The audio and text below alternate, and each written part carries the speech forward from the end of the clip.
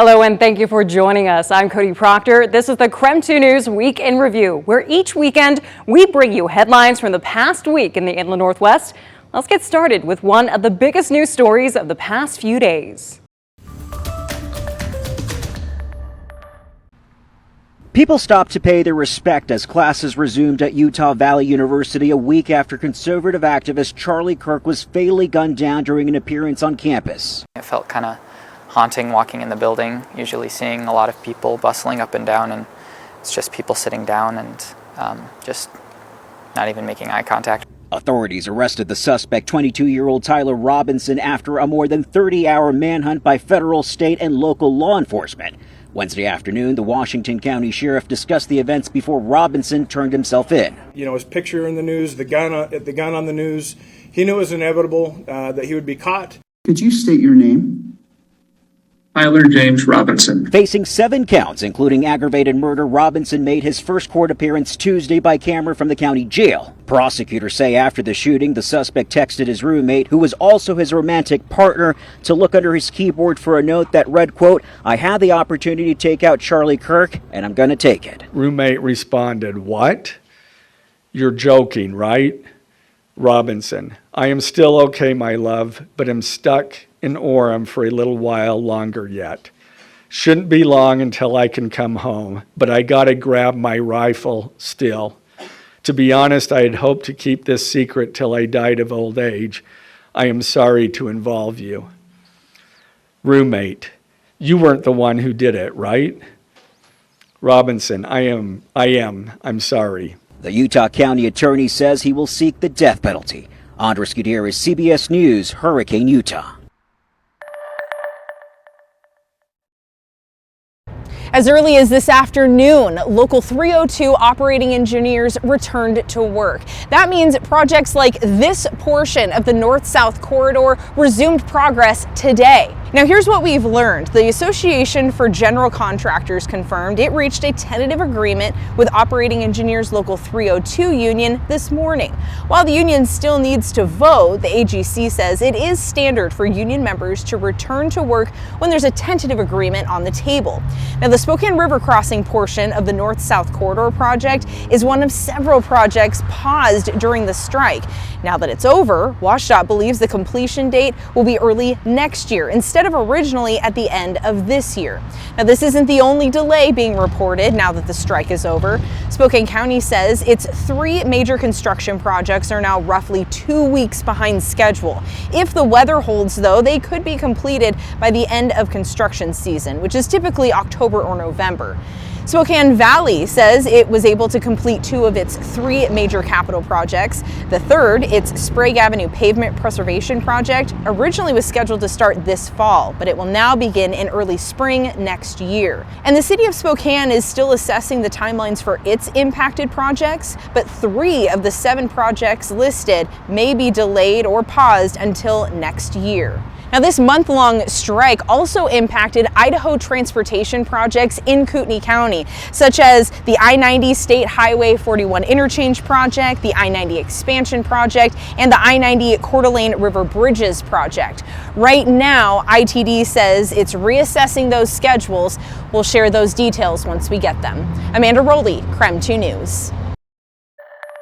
In North Spokane County, firefighters with District 9 have a big job, covering around 7,000 emergency calls across 125 square miles every year.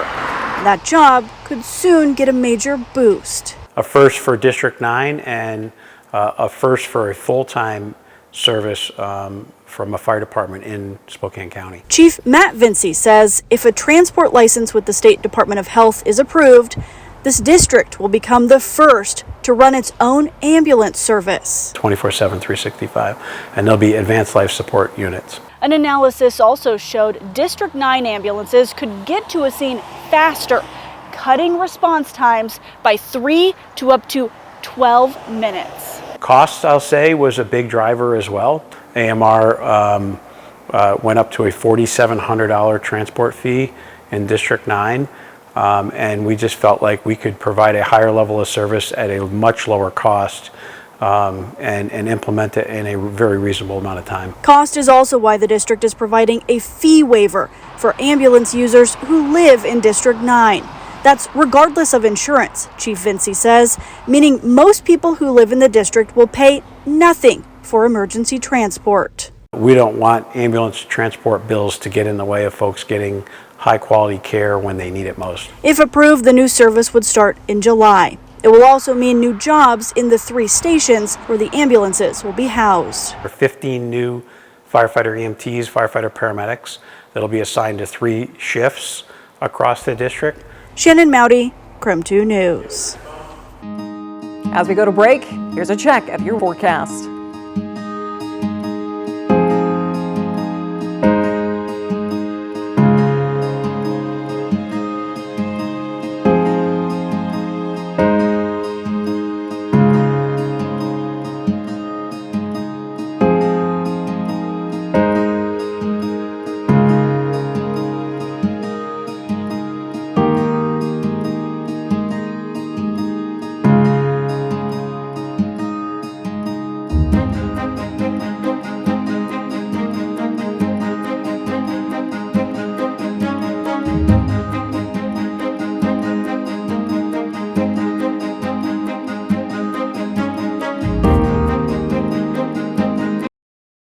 Welcome back to the KREM 2 News Week in Review. It has been a busy week all across the Inland Northwest, so let's catch you up on some of the news you might have missed. Yeah, well, according to AAA, the spike at the pump across the state is due to a multitude of different things, from a major shutdown of a pipeline of fuel coming into the Northwest to that high gas tax that actually rose in July to help support things like bridge projects as well as construction projects across the state. Now, according to Gas Buddy's survey of close to 200 stations across Spokane, the average price of gas has risen close to 24 cents per gallon in just the last week alone, averaging about $4.30 a gallon, which is just shy of Washington's average of $4.66 a gallon. Now, the survey also shows that prices per gallon in Spokane are about 25 cents higher than a month ago and about 58 cents higher than last year.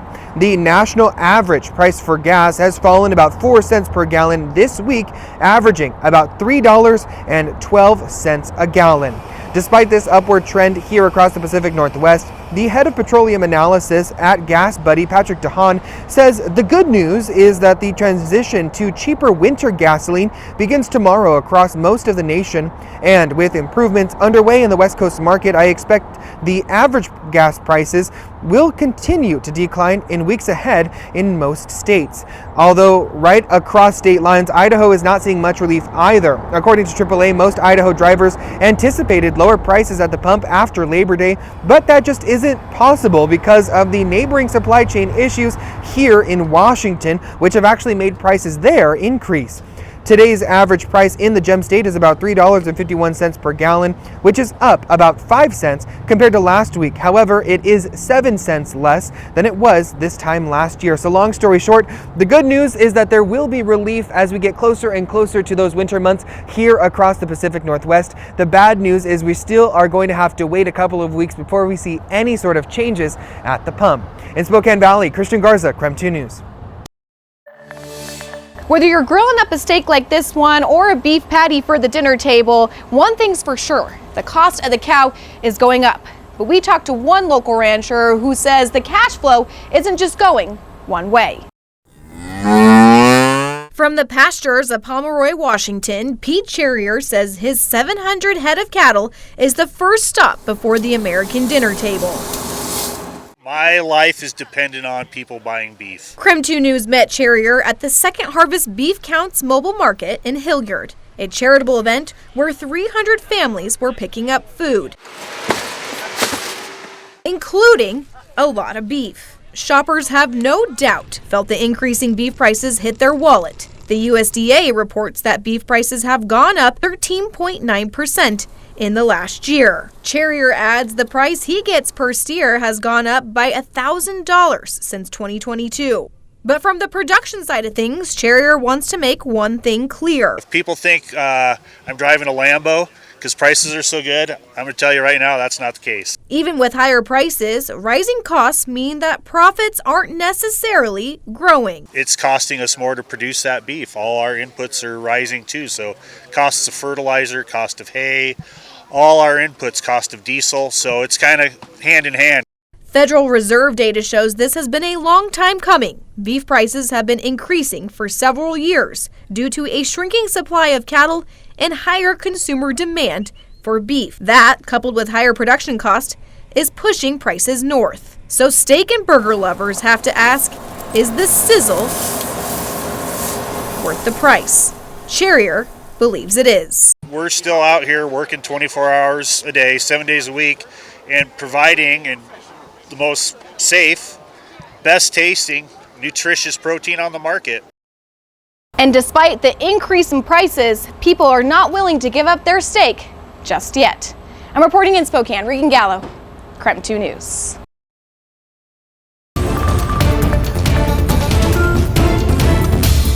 Thanks for joining KREM 2 News this weekend. I'm Cody Proctor. Right now, we're taking a look back at some of the news stories from the past week in this edition of the KREM 2 News Week in Review.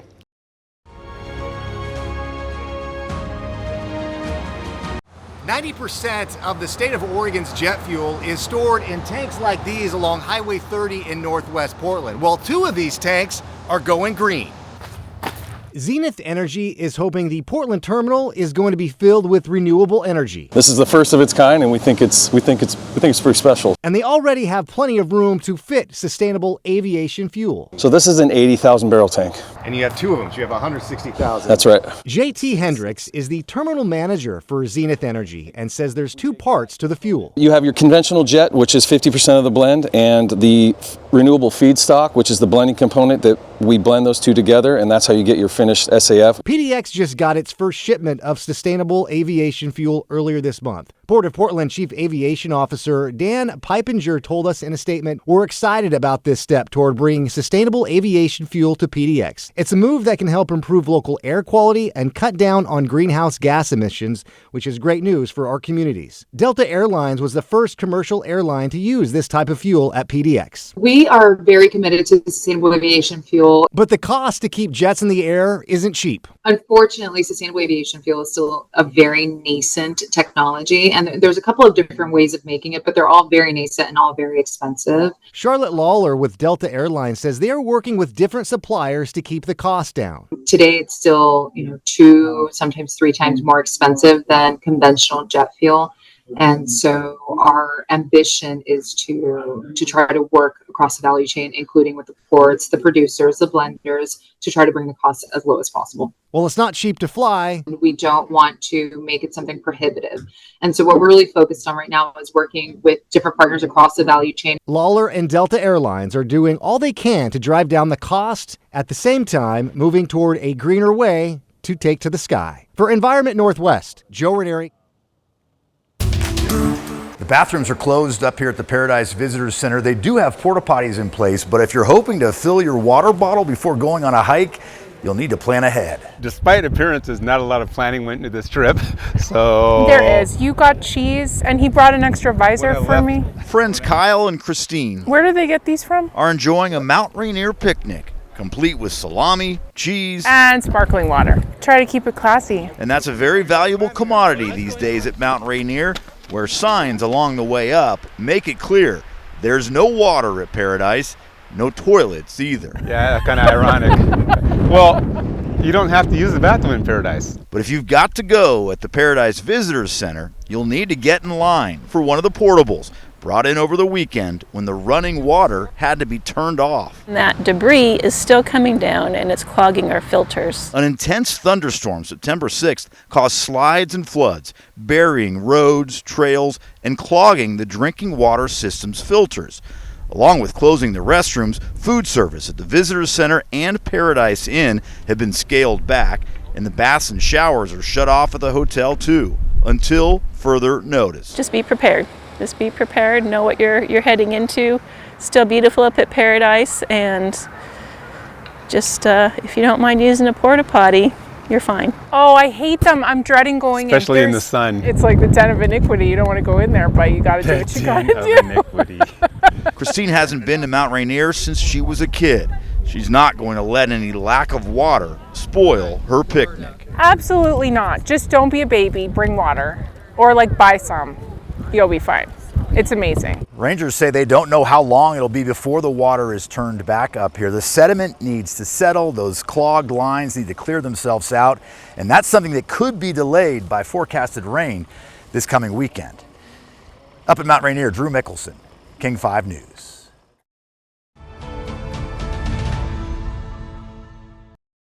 She wouldn't be gone for long. That's what Diane Schmill of Onion Creek thought as she evacuated her cabin as the Crown Creek fire burned nearby. I had it in my mind that I would return in a few days. But instead, the fire burned her home of nearly 40 years, taking with it everything she didn't pack. It just didn't feel real. After 38 years of living there, wouldn't think a forest fire would come through and just burn everything up. Diane's daughter, Deidre, was the one to break the news to her mother. That was probably the hardest phone call I've had to make. It was hard to let her know that everything was gone. Diane's been staying in a motel in Colville since then, but she and her daughter recently made a trip to see what the fire left behind. I pulled up, and when Mom got out, I remember her saying, "This is worse than the pictures." And that's probably as much as we spoke during the whole time we were there. Yet some signs of home survived. There's a creek in front of the house, and there's a bridge. The bridge is still there. Now, as the fire still burns nearby, both Diane and Deidre hope to rebuild her mom's cabin by the spring, but it won't be easy. Deidre started a GoFundMe to raise money for the project since her mom didn't have insurance. She would just like to get home. She wants to have a small little cabin again. But it'll be a long road until then. In Colville, Cody Proctor, KREM 2 News. Welcome back. Before we wrap up this edition of the KREM 2 News Week in Review, we want to remind you that you can get the latest newscast and weather forecast anytime on KREM 2 Plus. It's free to watch and download for Roku, Amazon Fire, and on Apple TV. Now here's one more story before we go.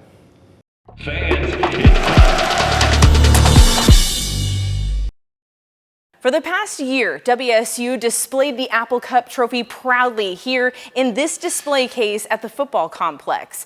This week, Apple Cup week, it will be kept in a safe place until the battle on Giesa Field determines if it will remain here in Pullman or travel to Seattle. At its core, the Apple Cup is a symbol. I'd say rivalry. It's a game that we've made special. I also think it's about community as well. Despite changes to college football, the Apple Cup remains the biggest rivalry in Washington State, one that started in 1900, with the winner taking home the prize trophy. The Apple Cup stands 1 foot tall with a sterling silver cup topped with an apple. Scores from every match surround the base. WSU's 2024 win against UW is the last engraving, but it won't be for much longer. Looking back in time, the University of Washington secured the first ever Apple Cup win in 1962. That's when the Washington Apple Commission first introduced and donated the trophy. Before that, it wasn't a cup the winners took home. It was the governor's trophy. The 40-pound bronze shield was the original rivalry prize from 1934 to 1961. Washington's governor would present the winning team with the shield. Today, that tradition lives on with the now iconic Apple Cup. We may have got an up-close look at it, but you don't have to be this close to feel the excitement surrounding this prize. I think the energy is just great. It's unmatched. You can't find it anywhere else. That energy is building as Cougar and Husky fans alike wonder who will take home the Apple Cup this weekend. When the Apple Cup hits the field, the winning team will carry on a tradition 63 years in the making. In Pullman, Amanda Rowley, KREM 2 News. Thank you for spending part of your weekend with us on the KREM 2 News Week in Review. Be sure to keep it here on KREM 2 for more news and weather updates. I'm Cody Proctor. Thanks for watching.